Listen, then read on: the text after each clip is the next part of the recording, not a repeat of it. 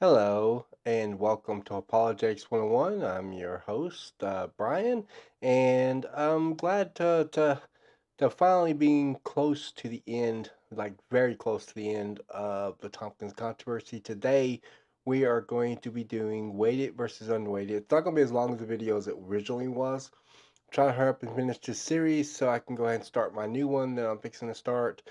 Um, but this is a long since planned up episode. It's not gonna be as long as it was because I'd end up doing some things on the differences that are not aligning on the last video, unmatched. If you hadn't seen that, watch that one, and that will be kind of a precursor to this one because this is going to be called weighted versus unweighted, where we're going to be dealing with the subject matter of the weighted or the idea of whether weighting or unweighting is appropriate. Now, I'm not really arguing, at least in reference to Tompkins's 2018 paper and study. I'm not saying that it was appropriate for Tompkins to average it out either. I'm not saying that's appropriate.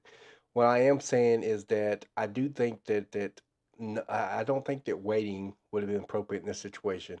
A lot of the skeptics involved in this controversy have been doing kind of a red herring where they would sit there and argue, oh well, Tompkins doesn't know how to do basic math, or he's a geneticist, but he doesn't know he has to weight his sequences and things like that.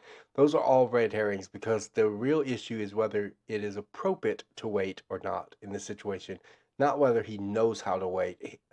He's a scientist. He's probably had his fair share of math courses. I'm pretty sure he knows how to weight sequences. In addition to that, weighting is only appropriate. It depends on your data distribution. It depends on what's going on with your data.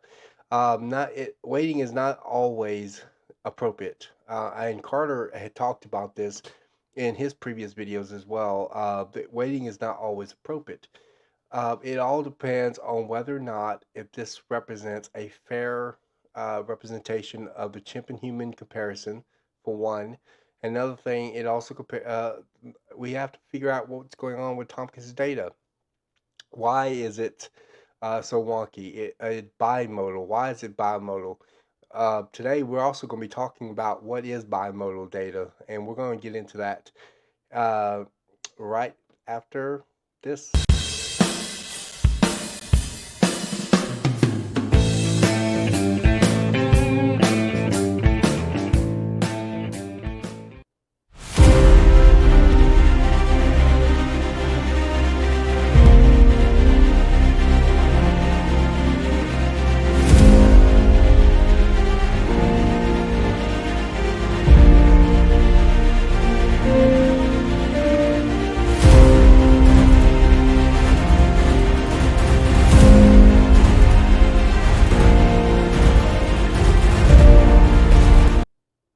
All right. So let's get started. Um, Today, again, like I said, we're going to be doing weighted versus unweighted, and we're going to be talking about that. Now, what is bimodal data? Okay, there are different ways that data can be distributed. The usual way, the way that everybody likes, is what's called a bell curve. The bell curve is basically a unimodal data. It's where you have one single mode, but the average and the mean are all the same thing. So it'd be like you got a single mode, but you also will have the average and the mean. And the mean or the average and the mean is actual, or the median, not mean, median. The average and the median are actually the same thing, as well as the mode, because you have just one mode that's there, and everything works out very well. You could take the average of that. It's very easy. The problem, however, is that data is never usually that easy. Sometimes it is, but usually it isn't. Um, and unfortunately, that means that you might have multiple modal data. And one type of data distribution is called bimodal. Bimodal is when you have two modes. So if you don't know what a mode is, basically it's when you have the most of something. So and it doesn't have to be as neat as a bar on a graph. It could be several bars, just part of that that most where you have that data that's just happens to be more. You'll see what I'm talking about here in a little bit, because Carter had graphed Tompkins's data, and so did I, by the way, and I will show you that here in a little bit. But that's called bimodal data. Anytime you have bimodal data, it always means you have two groups of data. Now, here's the weird thing. How do you have two groups of data from a situation where you have, when you're trying to do an overall genetic comparison, similarities between chimps and humans, how is it that you have two groups of data? Is there part of the genome that is so dissimilar that it's like 70% similar rather than 90%, and then other parts that are more similar? What's going on with that? Why is that? Um, and the first step that you should do is you should stop, go into the data, and find out what's going on. Why is your data bimodal? Why is there something wonky going on here? And um, and you need to be able to go in and look that up and try to figure out what's going on with your data. And uh, I don't think that a lot of people did that, figure out what's going on. Now, I think it's probably because it's might not be a fair representation of chimp and human comparison because the contigs that he used, Tomkins had used 18,000 contigs, only represented about 25% of the available data there. So that's part of the problem. The other part was the fact that the that the algorithms involved, BLAST, only looks for similarities and not differences. So there's a lot of differences that are being ignored. In fact, when I had done Tompkins' study, or when I examined Tompkins' study using my method to look up differences, over half of his queries did not align. They were that different from the contigs. And so, 66% of it did not align. And so that's a problem, right? And I think that's one of the reasons why his data was so bimodal. Um, but here's the thing that concerns weighting. You can't weight this because you have to be able. First of all, weighting does not necessarily uh, show that you're going to get a accurate answer to begin with. That's one of the things that the critics seem to assume. Erica seemed to assume in her original video and in her later ones. She just assumed that weighting gives you an accurate number. That's not true. It comes down to the data, and it comes and all on top of that, nobody's looking into these differences that were not being aligned. No one's actually looking into them. And I think, and everybody's aware of them, they're just not looking into it. And I think that's going to be a big issue between the similarities and dissimilarities, because the ratio, because it's going to come down to a ratio between those similarities and differences. Um, Simply hearing someone say, "Oh, 96% similar or 98% similar," and then people think, "Well, we're 2 to 4% different." No, we're a lot more different than that. In fact, those numbers are artificial because the algorithms that used to determine those numbers only look for similarities, they look for sameness, they look for agreement in the genomes. They do not look for differences. Now, they can have some differences in alignment, but not a lot. And so that's big. Um, Over 300 million bases in the queries that Tompkins has submitted in the 18,000 contigs. About 66% of them did not align. That's over half. And so that's a problem. And I think that's one of the biggest reasons why this data is coming out all wonky and so forth. I think that we need to go in, look at the differences they're not aligning. Unfortunately, because of my technological limitations, I was not able to actually blast all 72,000 contigs. I wanted to, but I could not. I did not. I tried several times and failed every single time because I'm limited on the equipment that would be necessary to make that a possibility. And yet, I think that those similarities and dissimilarities within those remaining contigs in NCBI's website might be the answer to solving this issue. But I just don't have the means to do it. Maybe someone else will come on with the means to do it, but I don't have the means to do that. All right. So let's go ahead and look at the graph. I'm going to show you Carter's graph first. You see, this is Carter's graph right here. This is what he graphed. This is from his show notes, I believe. And this shows Tompkins' data to be bimodal. You see right here, there's hardly anything in the middle. There's some. There's a little bit of some. But when you average that out, you're going to get an answer that's going to be inaccurate in terms of the data itself that he's drawing out of this. But here's the thing: I don't think this represents all of the chimp genome or completely because it's the first 18,000 contigs of the NCBI's website, and there's more in there. That's only 25% of the data. So that's the first problem. The second problem is that I don't think that there are differences both because over half of his data did not align. So of course, you get all the way up here to you got some even all the way up here to 100% or almost 100%, and you got a lot of differences not aligning. If there's a lot of differences not aligning, that would explain how these right here are so low as they are.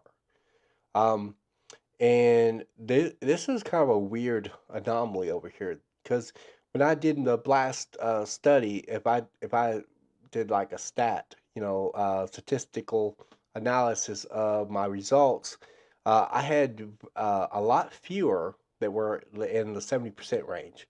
Now I wasn't doing big sample sizes the way Tompkins did, with tens of thousands. That's another thing. And another thing is that these contigs are coming in wide variety of different sizes. So that's another issue. But that I think is affecting his data. And so that right here is kind of an anomaly to me. And one of the things I was trying to figure out in the experiments is how he got these 70%. But I think it's just because it doesn't represent the entire data. He's using a very large sample size. There's lots of different variations in terms of sizes. The contigs was all sorts of sizes. They were anywhere from like maybe 30 something bases all the way up to over 2 million bases. So the contigs came in a wide variety of different sizes, and a lot of differences. Over half of them was not aligning. So that could explain why these right here are so small. I would expect the 80% one to have more than the 70% one, for example. Because when I was doing the statistics, I had at least a handful that was in the 80s, but a lot less that were in the 70s, and even rare few below 70, which you can see here. There's a rare uh, amount below 70, but 70% should not be higher or should not be higher than 80% range. You would expect the 80% range to be higher, but you're getting hardly nothing in the middle. And I think it's because that there's a ton of differences that are not aligning in Tompkins's data. Now, I actually took the liberty of doing my own histogram online. You can do this online. It's actually pretty easy. You can find a histogram maker online, which Carter said he did his online as well.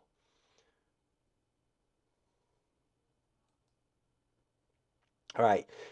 This is my histogram that I did. Um, and this histogram also, again, confirms Carter's histogram of bimodal data. I used the p-ident score from Tompkins's data, and you can see it's bimodal, just like Carter had verified. And again, the stuff in the middle, it should be higher than it is, and it's not. And I'm thinking it's because of the fact that over half of Tompkins's data did not align. Here's a little bit more specific histogram, a little bit more advanced one. not quite as messy as this one. This one's kind of a little bit messy because there's a lot of PI dent scores and stuff. And so I did an advancer histogram, and it shows it a little bit more professional, a little bit more spread apart like that. But you can still see where it's bimodal, and not much is going on in here, and that is unusual. You would expect at least some more than what it is. And I think it's because, again, it's not representing all of the, not, or at least enough of the contigs that were available on the NCBI's website. Over half of the data that Tomkins did submit, have over half of his query, 66% did not align. That's an issue. And that's one of the reasons why I think it is in bimodal. I did try when I did the original experiments to try to weight that data with the differences in there, and I tried 3 or 4 different ways of trying to weight it. I could not weight it. I don't think you can weight that because you're adding new information that was not there originally in your data, and you're trying to import that data back in. And I don't know if there is a way to weight that. Um, Maybe I could still be working on that later on down the road, but I just don't think there's a way to weight that. The issue, the real issue when it comes to weighting is weighting appropriate? In this case, it wasn't appropriate because Tompkins's data is one bimodal, two, there's something wonky going on with this data, and you have to go in and look and figure out what that is. I think I have a idea of what I think that is, why it is wonky. Three, over half of his data did not align, and four, there are differences that need to be factored in that once you do, you can't weight that. It just doesn't come out very well. At least I haven't been able to figure out how to weight that. Now I tried like 3 or 4 different ways of trying to weight it, and it still didn't come out. I even tried turning the differences into percentages, just like the PID score, to see if that would help convert it to, or be able to figure out how to weight it, and it still wouldn't weight properly, and so I could not get that to work good. And so maybe someone else can figure out how to weight it, drop it in the comment section. I'll see if that works with the data or not. But I could not figure out whether or not how to weight it with the differences being imported back in.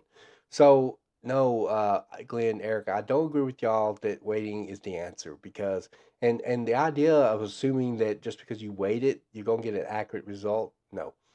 If you weight it, do you get 96, 97%, something like that? Sure, but that's not accurate. Of course, you're going to get that. Most of the PI dent scores are going to be in the 90s and the late 90s and things like that. So, of course, you're going to get that in that score. But it would not necessarily make it mean that you got the correct results. And so no, I don't agree that waiting is the answer to that. I agree with Dr. Rob Carter regarding his 2018 paper. Like I said before, I don't think it's a fair representation of the chimp and human comparison. I would suggest going into the data like I did and just kind of looking at it and figuring out what's going on there. Because something else is going on there, and you can't just simply say, hey, well, weighting it's the answer. Oh, we weighed it, it's 96%. Therefore, see there, Tompkins data support. No, it doesn't. And by the way, this door swings both ways. I should have mentioned this in my last video. This door swings both ways. I've had critics early in this controversy try to tell me that if you weight Tompkins' data, it will support what they have to say. No, it doesn't. If you take Tompkins' data and actually look at the differences that was not aligning, and look at and consider the fact that it's only 25% of the actual overall available data. When you start considering all those things, it doesn't support that. The fact that you could weight it and it shows 96, 97%, of course it does, because most of the PI dent scores are going to say that. But that's ignoring a ton of differences as a result. So no, it's not accurate. The door swings both ways. If the data is not sufficient to prove that chimp and human comparison, then you can't sit there and say, hey, if I weight it, it's going to give me the answer I want to. If it doesn't give you the answer using Tompkins' method, it's not likely giving you the answer using your method because of the fact that the data has to be an accurate representation of chimp and human comparison. Dr. Rob Carter tried to explain that to everybody. I think it flew over a lot of people's heads, but it has to be a fair representation.